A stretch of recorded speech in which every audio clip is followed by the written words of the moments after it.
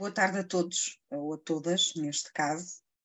Bem-vindas a este que é o último seminário permanente de investigação do SICS-9 deste ciclo.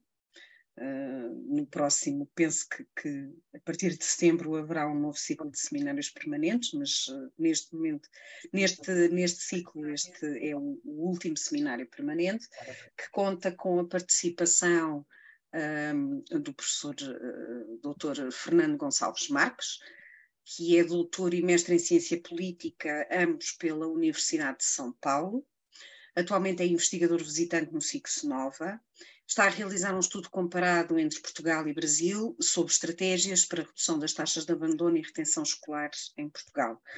Penso que não me esqueci de nada, Fernando, pelo menos das indicações que estavam na sua note. Desejar a todos uma boa sessão e agradecer ao Fernando a sua participação neste seminário permanente de investigação. Obrigado, Paula. Queria agradecer pela apresentação, é isso mesmo, a fotografia é essa.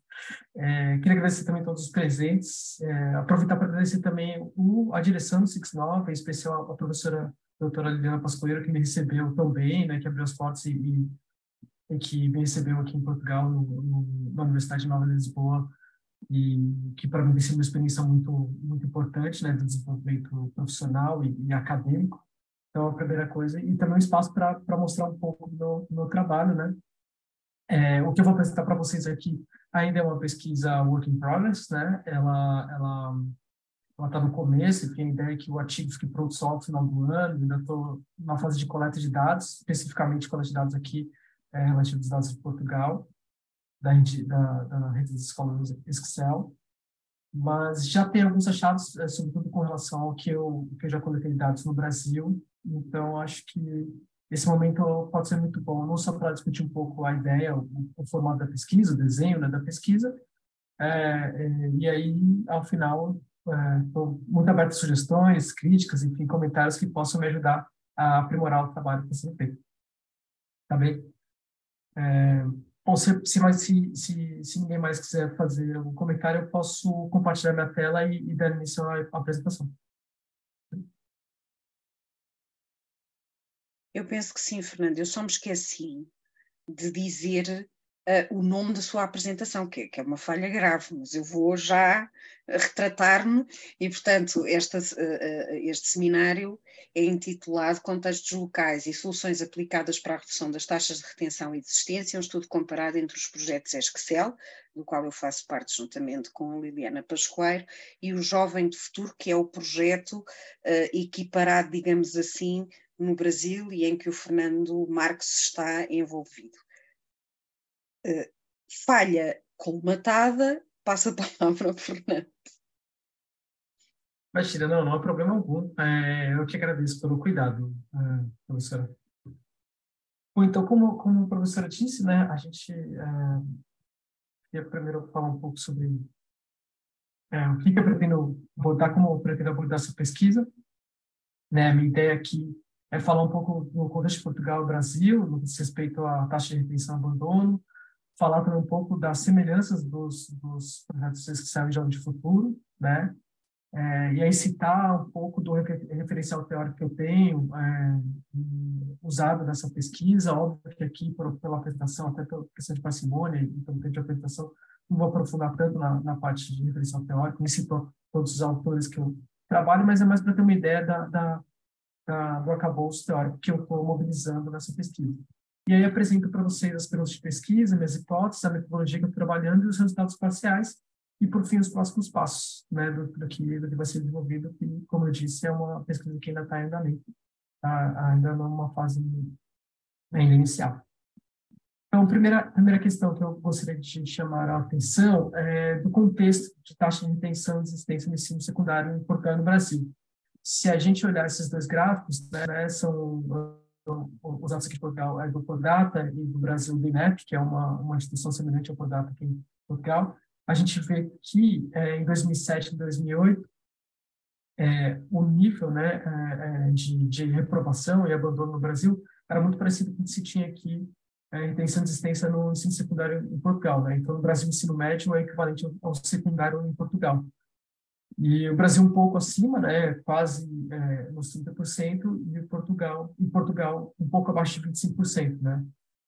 Aqui no gráfico do Brasil, eu separo também o dado o que é reprovação, o que é abandono, mais para ilustrar, mas a linha de interesse aqui nossa é essa amarela, que é a reprovação mais abandono.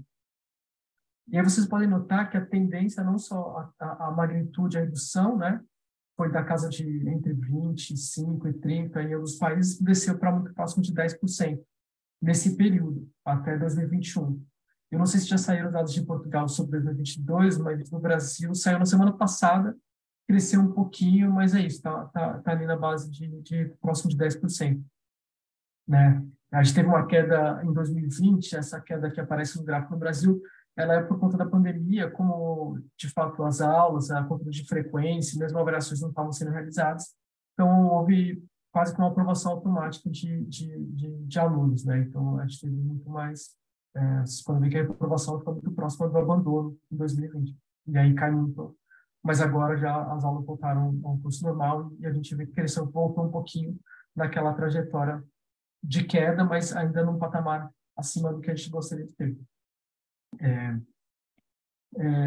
Agora, quando a gente vai falar do ponto de vista de aprendizagem, né, embora Portugal e Brasil tivessem um problema muito grande de taxa de abandono e retenção ainda na primeira década desse século, e estejam caindo, né, a trajetória esteja decrescente, no nível próximo agora, em 2022, 2023, a gente está chegando em recuperação de aprendizagem, ou seja, no nível de aprendizagem, o Brasil ainda está longe do nível que as escolas e os estudantes portugueses têm.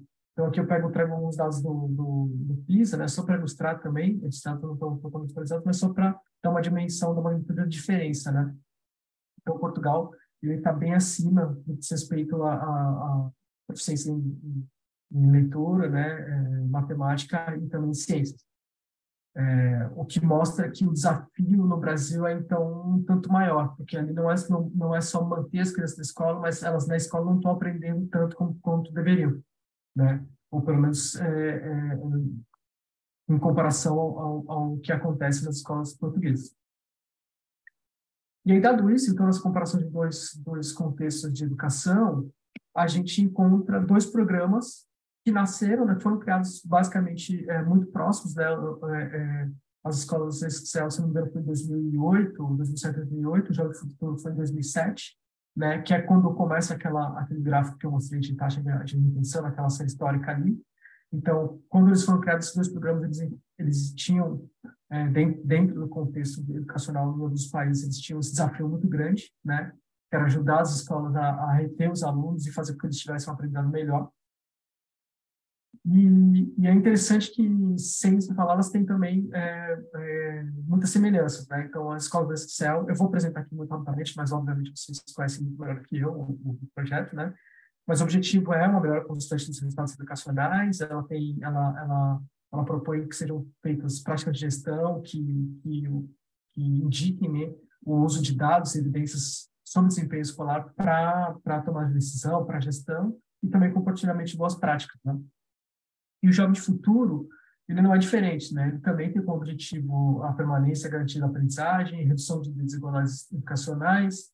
Ele busca o aprimoramento das práticas de gestão e liderança, né? E por meio de uma mentalidade voltada para resultados, ou seja, também uma gestão com base em dados. Analisando um pouco mais a documentação dos dois projetos, né, das duas iniciativas, a gente identifica claramente pontos de semelhança. Então, os dois projetos educacionais, eles pretendem capacitar os gestores públicos, né, não do ponto de vista de oferecer formação, mas que oferecer para eles informação para que eles possam ter uma gestão melhor, com a ideia de que é importante a adoção de planos e estratégias de educação. Eles incentivam um modelo de gestão com base em dados e evidências. Eles incentivam a divulgação, né, compartilhamento de boas práticas, né? Incentivam também o desenvolvimento de monitoramento, de capacidade para monitoramento e avaliação dos resultados das ciências educacionais, estratégias e planos de desenvolvimento, né? Então, com base no melhor conhecimento dos contextos educativos, né, em que esses projetos estão inseridos, e também a produção de conhecimento científico para contribuir, que contribui para a base de evidências sobre as dinâmicas educativas, né? Então, ou seja, que seja um projeto que, além de melhorar a qualidade da educação, mas ele também consegue acumular conhecimento que pode ser utilizado para outras iniciativas de disseminação em uma escala maior desse conhecimento produzido. Então, pensando nesse contexto Brasil-Portugal e pensando nesses dois projetos que parecem muito comparáveis, a gente vai então, começar a estudar a questão do abandono e retenção dos países. E aí, para isso, a gente mobiliza uma literatura que é muito comum, que acho que deve ser de conhecimento de vocês, vou citar só aqui alguns autores, mas assim, para abordar um pouco as causas e consequências, né, do abandono e retenção escolar. Então, a gente sabe que as principais causas, elas têm a ver com contexto social, com desigualdade, renda, isso tudo afeta a chance de um adolescente, um jovem, ele permanecer na escola ou não ser aprovado. Tem também o contexto pessoal, que problemas de saúde afetam também. Tem um fator importantíssimo, que é o contexto familiar, então, educação dos pais, violência familiar, a estrutura familiar em si afeta também. Tem o desempenho prévio dos estudos, né, atraso escolar, retenção prévia, isso a gente sabe que afeta a chance do aluno completar o ciclo, né, completar o secundário, completar o ensino básico. E isso para citar as causas mais frequentes, nesse caso na literatura. Aqui os autores que eu ponho são só alguns exemplos, mas sim, a produção acadêmica sobre o assunto ela é vasta, prateleiras e prateleiras sobre o assunto, né, de documentação dessas causas.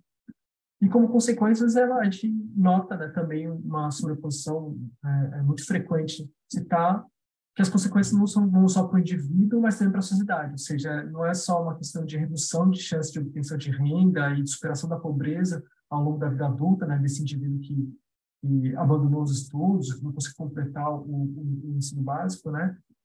Mas também isso afeta a sociedade como um todo, porque diminui a capacidade de geração de riqueza, de produção de conhecimento, enfim, são vários aspectos da sociedade como um todo, o bem-estar da sociedade acaba afetado por conta desse problema, ou seja, é um problema de todos nós, né? É um problema que tem um contexto social que envolve todos e ele afeta a todos da mesma maneira. Isso é um desafio, né? Para lidar com essa questão. Então, a ideia do projeto também é comparar um pouco o projeto das escolas especial e o Jovem do Futuro, como lidam, né, com esses desafios, tendo visto essas causas e essas consequências para a sociedade. E aí, então, a gente vai procurar algumas da literatura, então, para alguns exemplos aqui, né, de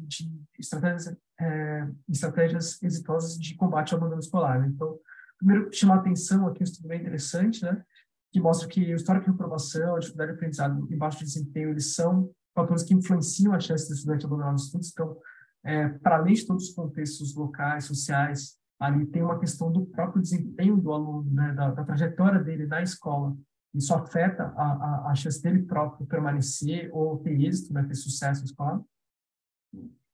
E aí, então, quando a gente pensa em estratégias, a gente, olhando as causas que eu mostrei no slide anterior, fica muito claro, dá para ver como elas estão casadas aqui. Então, o movimento dos pais e da comunidade tem a ver com o contexto social, contexto local, contexto da família. O ambiente escolar positivo acolhedor também é uma maneira de criar um ambiente escolar positivo, ajuda. Apoio acadêmico socioemocional, programa de transição para facilitar a progressão dos estudantes entre os diferentes níveis de ensino, ou seja, né, a gente tem essa questão de quando o aluno termina no Brasil Fundamental, né, aqui no anterior ao secundário, né, o primário aqui em Portugal, para ele passar, isso, a gente tem muitos alunos acabam ficando, eles encerram o ciclo, mas não prosseguem no próximo ciclo de ensino, isso é um problema. E aí, como uma das causas, umas estratégias que tem êxito, é a identificação precoce dos estudantes que estão em risco, né? E é justamente sobre esse tipo de estratégia que a gente coloca o foco dessa pesquisa.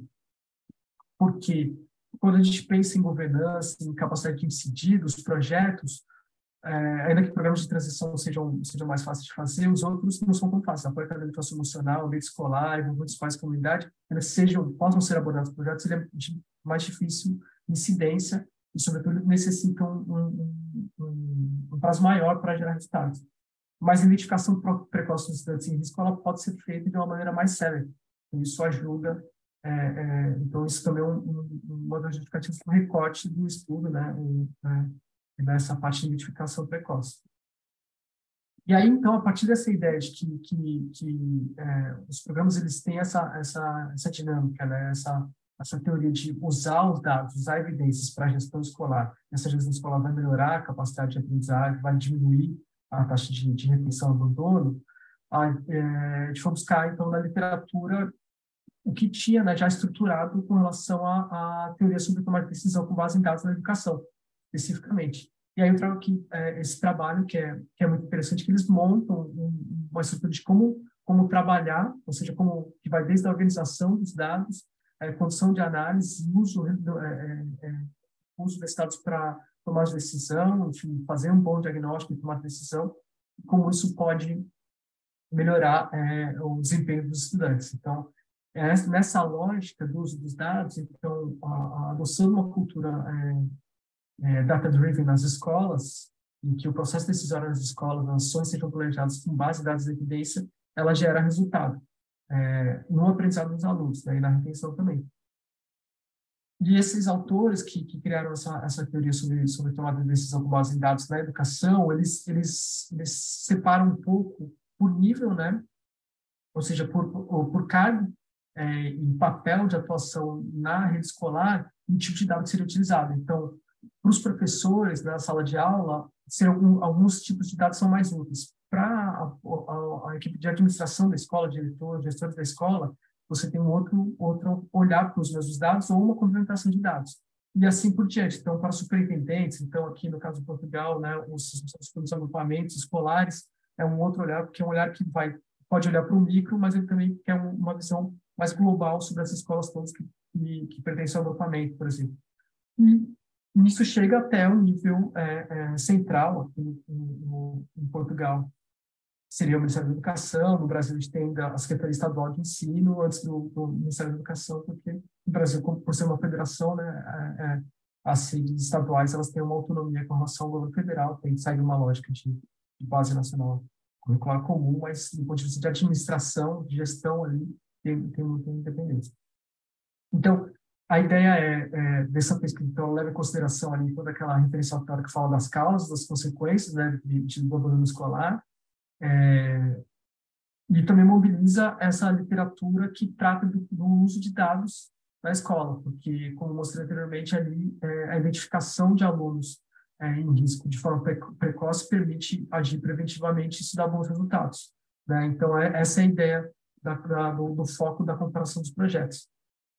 E aí, mais especificamente, mesmo no Brasil e aqui, a minha ideia é olhar menos para o papel dos professores e mais um pouco a partir da parte de gestão das escolas até o nível mais alto de gestão, sendo aqui o que seria o Ministério, mas aqui, no caso, eu não sei se eu vou conseguir coletar dados da gestão central, mas pelo menos nos conselhos da Câmara, né, seria importante conseguir coletar dados, porque isso é relevante para entender o uso, né, os dados disponíveis e o uso desses dados na gestão escolar. Então, aqui a gente buscar então, um pouco de algumas citações aqui só para mostrar que isso é efetivo, né? Então, aqui eu cito esse trabalho que ele mostra um estudo de uma comunidade escolar e que mostra que o desenvolvimento da capacidade de tomar decisão baseada em dados é crucial para que os diretores possam atuar de forma efetiva no sentido de melhorar a qualidade da educação. Se pegar os dados que já são produzidos na escola e usar eles para tomar decisão ajuda muito o diretor a tomar boas decisões, o que gera resultados mais efetivos. Só que é importante também você ter recursos e suporte contínuo para capacitar esses diretores para que eles possam usar efetivamente esses dados e tomar as decisões informadas, né, que beneficiem de fato os alunos e a escola como um todo. Então, essa é uma preocupação. Além disso, no respeito ao uso de dados específicos para monitoramento dos estudantes em risco de abandono ou retenção, foi buscar também experiências internacionais. Então, eu trago aqui o exemplo de uma iniciativa que já é muito difundida, sobretudo nos Estados Unidos, que são os Early Warning Intervention and Monitoring Systems, que são, na prática, sistemas de monitoramento e intervenção preventivo, né? Eles geram um alerta sobre alunos em risco para evitar que eles rompam, né, que um vínculo com a escola e para evitar que eles cheguem a um nível de desempenho escolar que seja impossível depois recuperar e ele acabe sendo retido, né, no Brasil a gente usa o termo reprovação ainda, mas que ele acabe sendo retido ou que acabe até abandonando os estudos. Então, ele é uma iniciativa muito difundida, e a gente identifica que tem evidências empíricas de que mostram que ele dá resultado, né? Então, foi feito um RCT, um Randomized Control Trial, uma pesquisa experimental, né?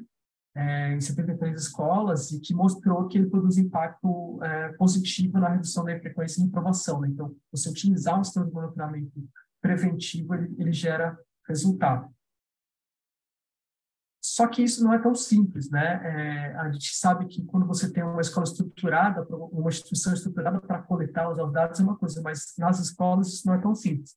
Eu sei que é um trabalho já bem antigo, mas ele é muito tradicional e esses problemas que são os desafios que eu vou citar agora na coleta e uso de dados das escolas, eles permanecem, eles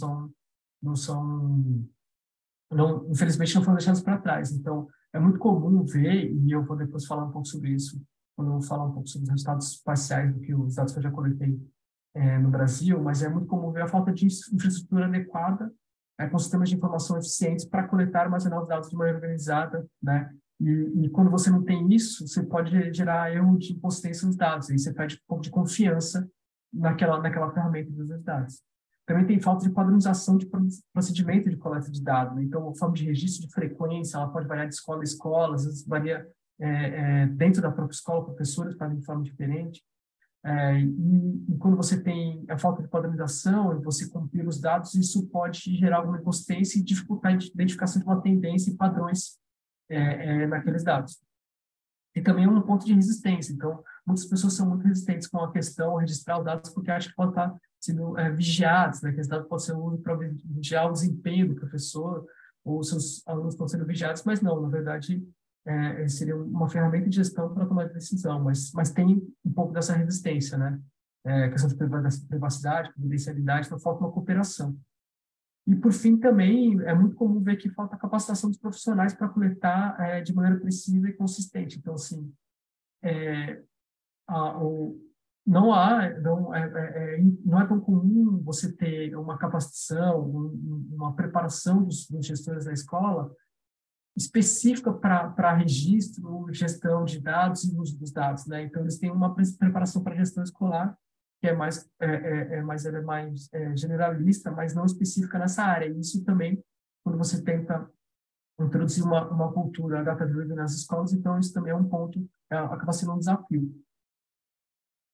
Então, nesse contexto todo que eu mostrei, então, com esse contexto de taxa de retenção, com essa ideia dos projetos, comparação dos projetos, a referencial teórica que eu citei, essas experiências, eu formulei a gente formulou aqui três perguntas de pesquisa, né? Então, a gente pretende que a ideia é investigar nesse projeto. Então, a ideia é ver se as escolas e redes elas conseguem fazer monitoramento de alunos em risco, né? E, de ponto de vista de capacidade de dimensionar a magnitude, a tendência do problema, avaliar as ações, né? Então, avaliar o que está sendo feito para ver se o que está sendo feito para evitar esse problema são ações efetivas, né? E corrigir rotas antes dentro do ano letivo, né? Ou seja, não basta chegar ao final do ano e ver qual foi a taxa de aprovação e mudar para o ano seguinte, porque você já teve uma coorte, né? Ou seja, um grupo de alunos que já sofreu os impactos ali desse problema. Uma outra pergunta de pesquisa é se as redes ensino possuem ferramentas de gestão e análise de dados para realizar esse monitoramento da taxa de aprovação, assim, se elas conseguem dimensionar, olhando o desempenho dos alunos, né, nos componentes curriculares e a frequência dos alunos, se ela consegue já ir dimensionando qual seria a taxa de aprovação ao longo do ano para poder agir de forma tempestiva. E, por fim, né, se falta uma ferramenta de gestão, se a falta dessa ferramenta de gestão, se ela prejudica a capacidade de monitorar e agir preventivamente, né? Se verificar se as escolas conseguem, sem uma ferramenta de gestão, fazer um controle, monitoramento suficiente para ter bons resultados do ponto de vista de mitigação do abandono e retenção escolar. Essa pesquisa, então, está estruturando algumas hipóteses, né, que eu vou falar aqui, que, sobretudo no Brasil, né, as hipóteses foram consideradas muito com base no que a gente observa no Brasil, mas a ideia é que, ainda que os casos de alunos em risco eles sejam discutidos nos conselhos de classe, a conselho de classe, para quem não sabe, no Brasil, é uma reunião que tem professores, cuidador pedagógico, diretor da escola, para discutir os casos dos alunos, né? Então, embora os casos, caso a caso, seja discutido nesse conselho de classe, não há ferramenta de gestão para considerar todos os casos e acompanhar a evolução desses casos. Ou seja, você não tem um acompanhamento, você olha no micro, cada caso, mas não tem a visualização do todo. Né? Não é fácil a visualização do todo. E aí, então, quando eles não têm essa visualização do todo, fica mais difícil de identificar adequadamente a magnitude e a tendência de evolução do problema.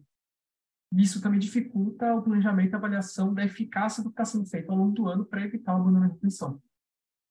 Além disso, tem a hipótese de que, se o sistema estruturado para visualizar essas informações, as instâncias superiores também não conseguem ter essa dimensão do problema. E aí também não conseguem avaliar o que está sendo feito nas escolas, nas instâncias superiores, ou seja, as câmaras teriam, em Portugal, né, nessa hipótese, teriam mais dificuldade de identificar o que estava sendo feito nos agrupamentos escolares, e o próprio restante do agrupamento escolar, mais dificuldade consegue de ver o que acontece nas escolas. Né? No Brasil, isso é uma escala maior, então seria os regionais de ensino olhando o que acontece nas escolas, né? E a Secretaria Estadual de Ensino identificando o que acontece em cada regional.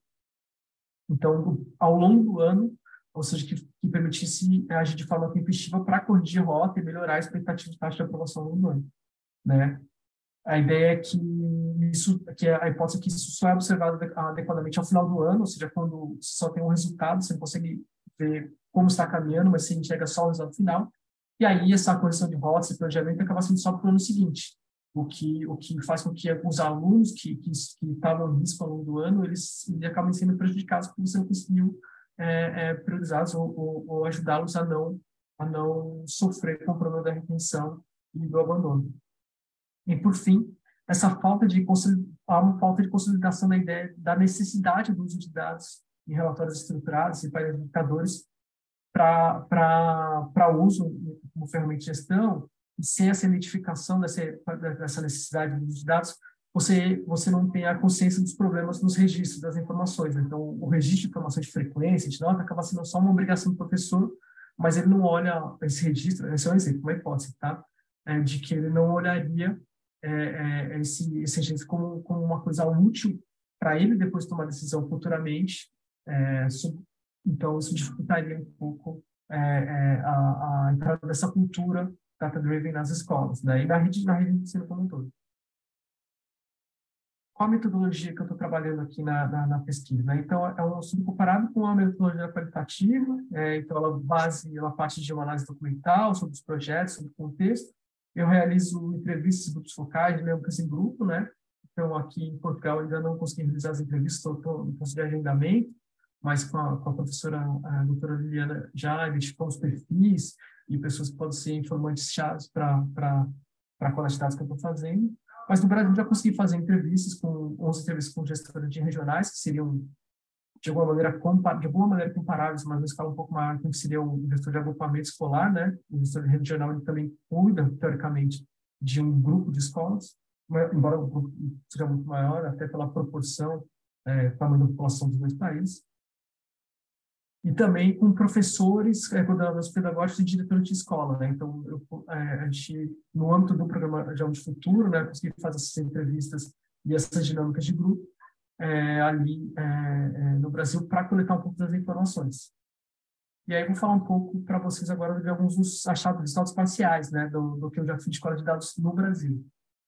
Então, o primeiro é que essa identificação dos estudantes faltosos, né, que a gente está falando de frequência, ela é feita diariamente, então eles têm, não é que é uma coisa deixada para o lado. E eles até tratam, dependendo da escola, da dinâmica escolar ou do número de alunos da escola, eles conseguem tratar esses casos semanalmente, quinzenalmente, mensalmente, até bimestrais, depende da magnitude da escola. Isso varia muito, então não é uma regra de como isso é abordado. Só que, em que pese o fato dos professores, coordenadores pedagógicos, diretores, desafio conseguem identificar os alunos com problema de notas ou frequência, eles demonstram ter uma dificuldade para realizar esse monitoramento dos casos de forma satisfatória, muito por conta de sobrecarga de atividades que eles têm que fazer, de responsabilidades. Então, ter mais esse olhar para o problema da infrequência e do baixo desempenho para eles também, eles encaram isso como uma tarefa a mais, que acabou sobrecarregando nas atividades diárias. Eles também têm uma dificuldade, né, isso, principalmente os professores, têm uma dificuldade em acompanhar o desempenho dos estudantes em outros componentes curriculares. Né? Então, isso acaba dificultando, eles só conseguem fazer isso quando tem os momentos de reuniões e conselhos de classe, né? Eles não conseguem visualizar como está o desempenho. E esse ponto é muito importante porque ele dificulta que os professores possam fazer compartilhamento de boas práticas. Ou seja, quando o professor identifica que o aluno está com baixo desempenho, está com frequência no componente curricular que ele é responsável, mas ele vê que esse aluno tem um bom desempenho no componente curricular e que ele não tem baixa frequência ali, ele, com essa visualização, poder trocar experiências, conversar sobre as práticas para entender o porquê que o aluno tem um bom desempenho em outro componente curricular e, com isso, tentar uma nova abordagem com esse aluno. Então, esse foi um dos resultados que a gente identificou no Brasil. Além disso, a gente identificou que, assim, as redes, né, até pela dimensão, o número de alunos, elas têm um sistema já digital de dados de frequência, mas as informações não são 100% confiáveis. Tem muito problema de registro, de atraso para registro, então elas acabam não refletindo adequadamente a realidade, né? E aí essa insegurança com relação aos dados, ela acaba gerando uma necessidade de duplicação de registro para identificação dos casos de inconsistência. Então, o gestor, ele olha no sistema, mas ele também vai olhar nas planilhas de controle dos professores para ver se tem ou não inconsistência. E aí fica nítido nas falas dos participantes, né, que há uma necessidade evidente de aprimoramento dos mecanismos de registro e gestão de dados.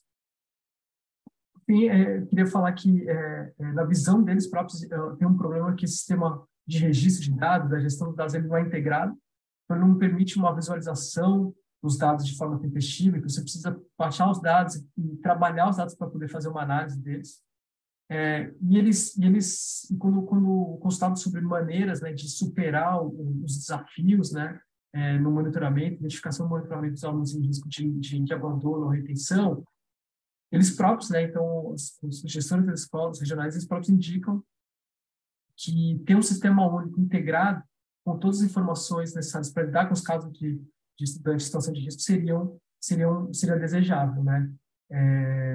E também falam da importância de ter um treinamento, capacitação para aprimorar as competências analíticas dos professores das escolas, né, no uso de dados.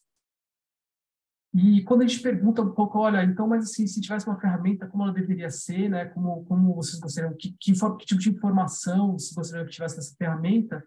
A gente nota nas falas que a gente tem muita facilidade em listar as funcionalidades. Eles sabem claramente o que falta de informação para eles poderem abordar essa questão, né, do monitoramento e poder, através do monitoramento dos alunos em risco, agir de forma preventiva e aí, com isso, mitigar o risco de abandono e retenção. Então, eles têm essa facilidade disso, embora não visualizando uma ferramenta, não precisa mostrar para eles uma ferramenta, eles próprios conseguem identificar, digamos assim, criar uma lista de desejos do que eles gostariam de ter como ferramenta de gestão para facilitar esse trabalho deles, né? E que eles não se sintam sobrecarregados realizando essas atividades. Então, como eu disse, esses dados ainda são dados que foram coletados no âmbito do Programa Jovem de Futuro, no Brasil, ainda não consegui fazer essa coleta aqui em Portugal, mas a ideia é comparar, então, a percepção, né, dos entrevistados aqui, com relação a esses pontos, né, de uso, ferramentas disponíveis, como é feito hoje em dia o monitoramento, ferramentas disponíveis, desafios, como poderia ser aprimorado esse sistema, né? E aí, com isso, fazer essa comparação. E aí, então, eu queria falar que os próximos passos são esses, né? A ideia é fazer entrevistas com diretores, profissionais dos agrupamentos escolares e representantes das câmaras, fazer a organização, análise desses dados, né? Comparar os resultados e terminar a redação do artigo até o final do ano. É isso. Eu acho que não sei se eu passei muito tempo aqui, mas queria agradecer a oportunidade e dizer que, enfim, é isso. Fico aberto aqui a perguntas, enfim, sugestões, críticas, porque elas com certeza vão ser muito úteis para eu aprimorar ainda esse desenho de pesquisa, hipóteses, enfim, e até a abordagem metodológica na investigação. É isso. Eu devolvo a palavra agora, então, à professora doutora Paula Rins, para que ela possa fazer a mediação agora. Agradecer ao Fernando desde já a forma interessante como expôs aquela que é a sua investigação, o seu problema, as suas questões, as suas hipóteses, abrir espaço aos restantes participantes para colocarem questões, fazerem algum tipo de observação àquela que é a pesquisa que o Fernando tem vindo a conduzir neste período de estadia em Portugal.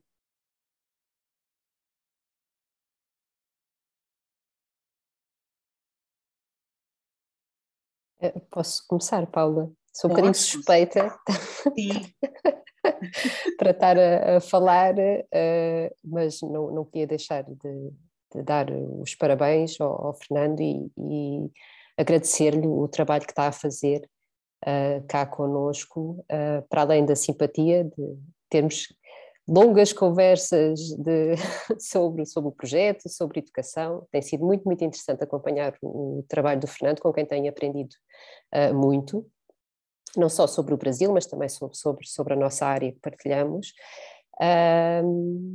E agora que vejo o seu trabalho assim sistematizado, Fernando, é engraçado como os problemas são tão semelhantes. Nós temos aqui uma diretora do agrupamento que eu acho que deve estar também a identificar com muitos dos resultados que o Fernando já encontrou no Brasil.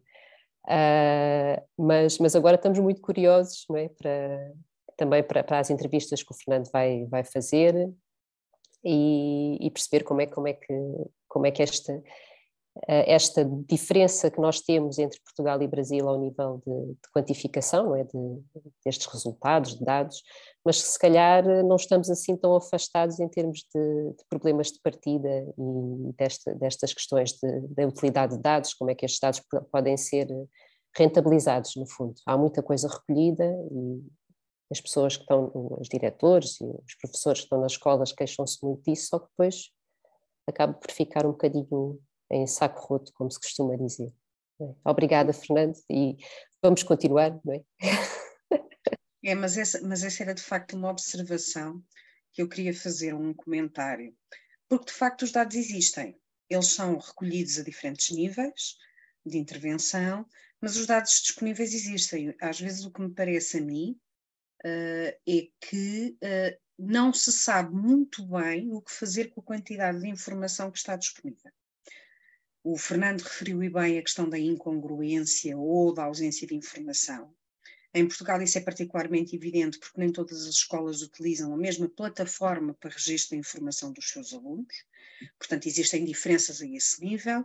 Obviamente que cada plataforma tem critérios de inserção de dados também eles diferentes e isso pode criar alguns problemas ao nível da comparabilidade dos dados.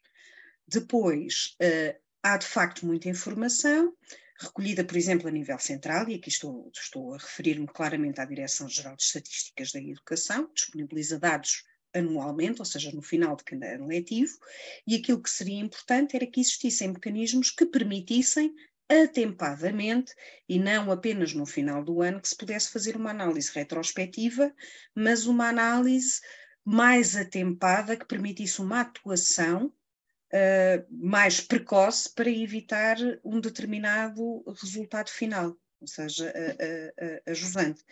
Portanto, os dados existem, o que fazer com eles? Como utilizá-los? Se é necessário uma uniformização ao nível das escolas, das plataformas que são utilizadas, em vez de deixar ao critério de cada uma das escolas optar pela plataforma ou pelo sistema de registro de dados que considera, em vez de deixar esse critério, se deve ser decidido de forma central para que exista de facto essa capacidade de comparabilidade de dados que são recolhidos internamente das escolas. Isso já é uma outra discussão.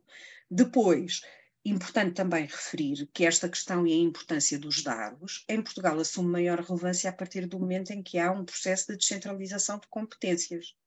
Ou seja, em que o nível central começa a delegar numa escala local, não é, um conjunto de competências relacionadas com a área da educação, designadamente a responsabilidade ou o acompanhamento daquilo que são os resultados escolares. E os dados assumem aqui particular importância, não é? Porquê? Porque só tendo dados é que eu consigo perceber quais são as situações, os pontos mais críticos e poder definir aqui estratégias de atuação. E isto entronca também na questão da accountability, à medida que as conferências vão sendo, ou seja, as competências vão sendo transferidas entre níveis, não é? Deixamos de estar a um nível estritamente nacional para passar a um nível local. Estas questões e esta responsabilização pelos resultados escolares, pelas taxas de retenção e de abandono, assumem particular relevância.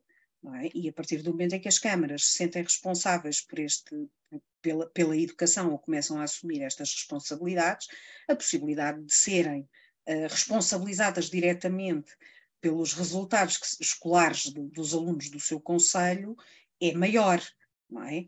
Agora, o que me parece a mim é que no meio de tantos dados sabe-se muito pouco, ou pelo menos existem aqui dificuldades em perceber para que é que eles servem exatamente e como é que eles podem ser utilizados. Portanto, temos aqui, parece-me a mim, várias questões em jogo, não é? O que complexifica aqui um bocadinho a questão. Por um lado, os dados serem recolhidos apenas no final do ano letivo, não é? Com base na informação que é disponibilizada pelas escolas, com base nos resultados dos exames e das provas de aferição. Portanto, nós só conseguimos, o Fernando assinalou isso, que é fazer uma análise retrospectiva e definir estratégias para o ano seguinte. Entretanto, tudo o que se passou durante o ano letivo não é, ou seja, a atuação que poderia, desculpem, a atuação que poderia ser mais atempada não surge. Só existem dados já depois do jogo terminar, não é? Fazendo aqui uma analogia futebolística, não é?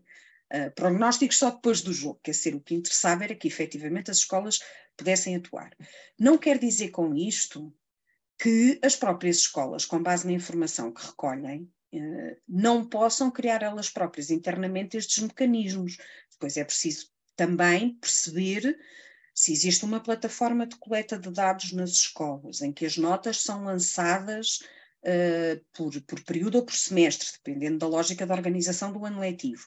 O que é que as escolas podem fazer com esses mesmos dados? E por isso, a questão às vezes não é, por isso é que eu dizia que a questão às vezes, estou a ficar sem bateria, vou tentar ligar-me aqui, mas a questão às vezes não é tanto a existência ou não de dados, é saber o que fazer com os dados que efetivamente estão disponíveis e como utilizá-los.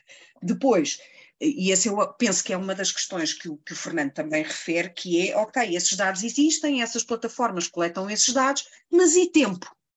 Não é? A sobrecarga dos professores para perderem tempo a olhar não só para os resultados na sua própria disciplina, mas para olhar para os resultados de uma forma holística, não é? Um pouco aquela questão que colocava que, pois, mas por que não olhar se o aluno tem bons resultados numa determinada disciplina e não tem noutra, vamos lá tentar perceber o que é que se está a passar aqui com este aluno. Se a intervenção a ser definida deve ser só para ser implementada já consegui resolver o problema. Se consegue ser só implementada no final do semestre ou do trimestre, ou seja o que for. Se deveria ser ao longo desse período, isso depois também já é uma outra questão, e isto são dinâmicas claramente de escola, não é? Mas é muito interessante as questões que aqui traz. O contributo que as redes podem dar, isto atalhando aqui de foice, não é? Porque já me estou a alongar. O contributo que as redes podem dar é um contributo positivo, desde que, obviamente, todas estas questões sobre que dados é que temos disponíveis, qual é a utilidade que eles podem ter e qual é o timing de disponibilização desses dados e o tipo de intervenção que pode ser feita é uma outra questão.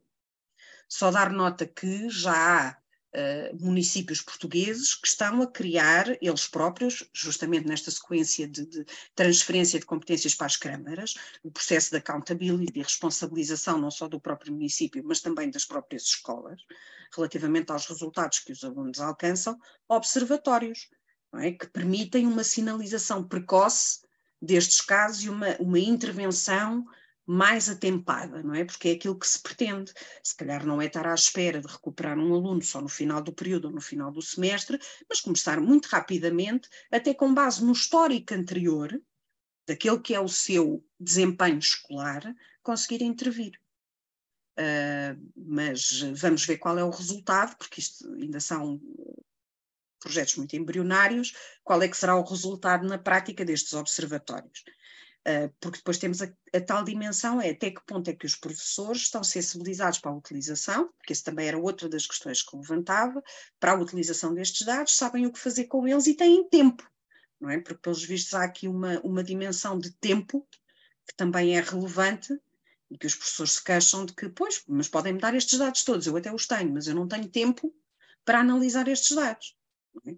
Aqui as redes podem ter um contributo, o problema é que para trabalhar estes dados em tempo real, isto é um bocadinho complexo. Não é? Mas vou ficar por aqui, porque eu já estou para aqui a falar há não sei quantos minutos. Fernando, força. Estas conversas são como as cerejas, não é? O problema.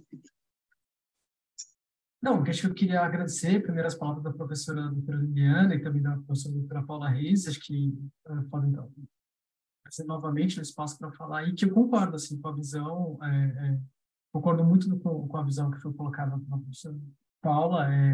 Eu acho que é isso, acho que um grande desafio que a gente tem, acho que em ambos os países, não é gerar os dados, né? Eles existem, mas é fazer bom uso deles, né? E permitir que não só incentivar o bom uso deles, mas que esse uso dos dados não seja também mais um fator de sobrecarga a já enorme carga de trabalho que os gestores e professores, enfim, que todos os profissionais da rede de educação já sofrem, né? Esse também é uma coisa que é facilmente identificável. Você consegue perceber que há essa reclamação de sobrecarga. Então, eu acho que esse é o grande desafio que está proposto, e a minha expectativa é que acho que as hipóteses que eu levantei ali, né, que elas não só se confirmam ali no Brasil, mas também devem se confirmar aqui em Portugal, e aí imagino que a partir disso a gente possa fazer propostas, né? Eu mostrei para o professor Liliana, não sei se, acho que aqui não vai haver tempo, mas depois, futuramente, se alguém tiver interesse, eu posso mostrar também. A gente tem um painel que começou a se estruturar a partir desse diagnóstico, dessa pesquisa. Ele já está sendo agora, no nível de piloto, ofertado por uma rede de ensino no Espírito Santo, que é um estado brasileiro ali. E aí, ao longo do ano, vamos também coletar informações com relação ao uso, né? Então, a expectativa é que isso gere alguma melhoria, facilidade na identificação, mas sem sobrecarregar os profissionais da tarefa que eles realizam já no dia a dia. E também gostaria muito também de depois ver os resultados do uso de observatório de dados aqui, né? O professor Liliana também mostrou os observatórios que tem aqui disponíveis para a gestão escolar, que também isso é uma coisa que pode dar muitos frutos do ponto de vista de pesquisa, né? Geração de dados. Acho que esse campo de uso de dados para a gestão escolar, para aprimoramente a gestão escolar, melhoria da aprendizagem como impacto, acho que ele é um campo que tem muito a ser explorado ainda e pode render muitos bons trabalhos acadêmicos. Tem muita expectativa nesse sentido. É isso. Se alguém tiver mais algum comentário, alguma pergunta, estou aqui à disposição. Eu vou-me calar. Eu não digo mais nada. Já falei demasiado. Não sei se mais alguém quer fazer alguma intervenção.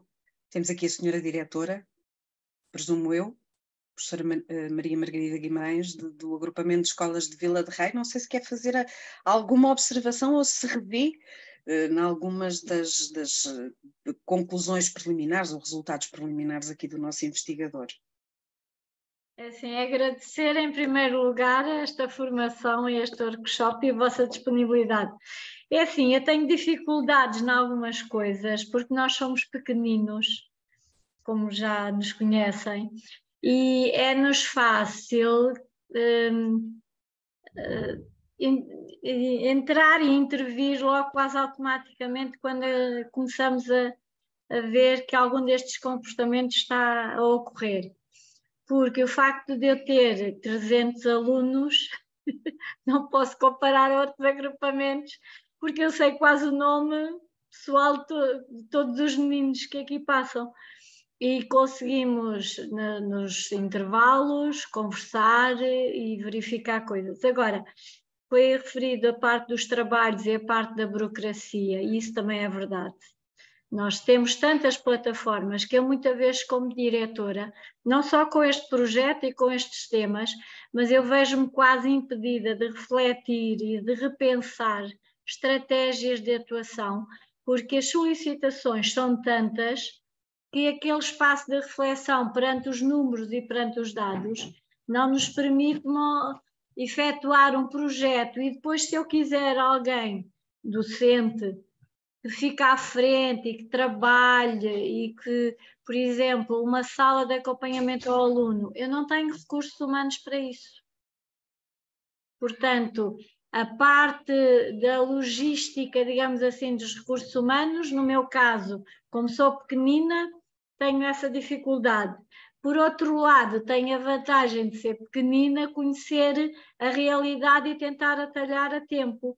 O que nos tem acontecido é a chegada de alunos estrangeiros de fora e que temos tido dificuldade em intervir e em mostrar aos pais da necessidade de algumas destes assuntos, da necessidade de eles virem, não faltarem, de se portarem, terem as notas, não sei o quê.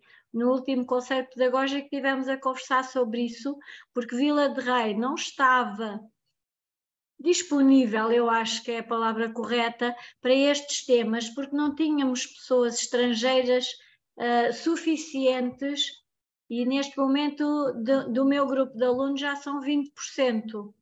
Portanto, já começa a ser muito. Sim, doutora Liliana, estivemos a fazer as contas e já vai quase a 20%, porque quase todas as semanas me chegam alunos, por exemplo, as 2 últimas que chegaram vieram de Angola, nem há 15 dias.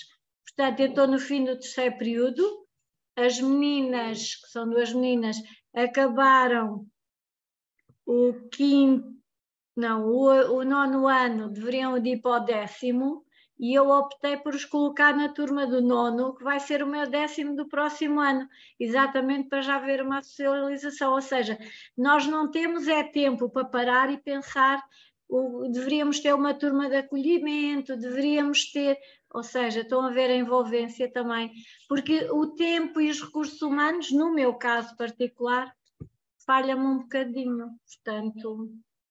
Depois, no nosso caso, nas escolas de excelência, temos analisado isto, há agrupamentos e concelhos com muitos agrupamentos e muitas realidades, Vila de Rei, Sardual e outros assim, somos pequeninos, conseguimos atalhar, mas é informalmente, não é com números, não é com dados, porque não temos tempo para isso.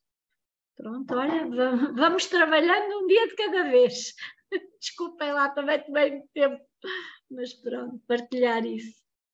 Mas obrigada, doutor Fernando, pela partilha, foi muito bom. Obrigada à senhora diretora também pela sua intervenção e pela partilha daquela que é a sua realidade num concelho pequeno. Não é? E se num concelho pequeno já existem esse tipo de desafios e constrangimentos, imaginemos então em concelhos com maior dimensão, já para não falar no caso do Brasil, não é? Exatamente. A escala é completamente distinta. Nós olhamos para números relativos, portanto estamos a falar em Portugal 8,3%, 10% no Brasil, mas se pensarmos nisto em termos absolutos, é uma realidade avassaladora, não é? À senhora diretora, então, a partilha daquela que é a sua experiência num dos concelhos da rede, em especial que é o Concelho de Vila de Rei. Obrigada.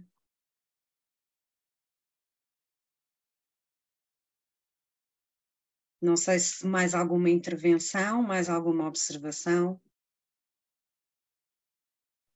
Fernando, fica ao seu critério, se quer acrescentar, fazer alguma observação final.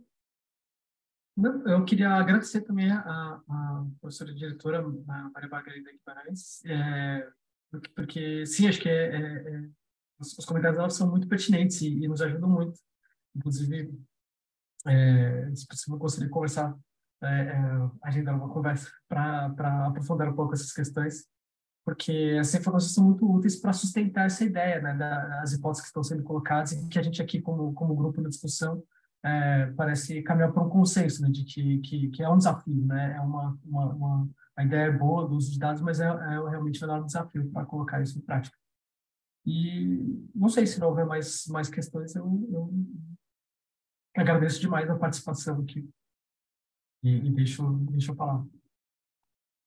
Fernando, o gosto foi nosso, tê-lo não só aqui a partilhar aquela que é a sua pesquisa, mas também o facto de estar a trabalhar com um projeto como o Projeto Esquecial, que tem já 15 anos de longevidade, sempre na procura da excelência nas escolas que fazem parte da rede, através de um acompanhamento permanente daquilo que é a evolução dos resultados escolares, munindo as escolas da informação necessária para poderem atuar, tivessem as escolas tempo, como dizia a senhora diretora, para fazer a análise desses dados com mais calma, com mais ponderação e, sobretudo, recursos humanos disponíveis para depois poderem colocar em prática um conjunto de estratégias para a melhoria desses mesmos resultados escolares, e dizer que estamos, eu pelo menos, estou agora curiosa para perceber qual é que será a evolução do seu trabalho e os resultados.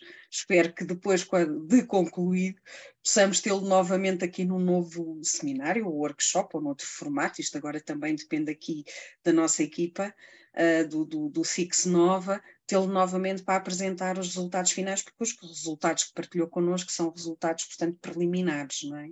Falta agora a dimensão portuguesa. Espero que seja bem sucedido no trabalho de campo que vai desenvolver, que é sempre um trabalho complexo, e agradecer a participação de todos e dizer que contamos com a vossa participação no próximo ciclo de seminários permanentes do SICS Nova, com novas investigações a serem apresentadas e discutidas pelos investigadores que fazem parte da equipa do SICS Nova. Muito obrigada.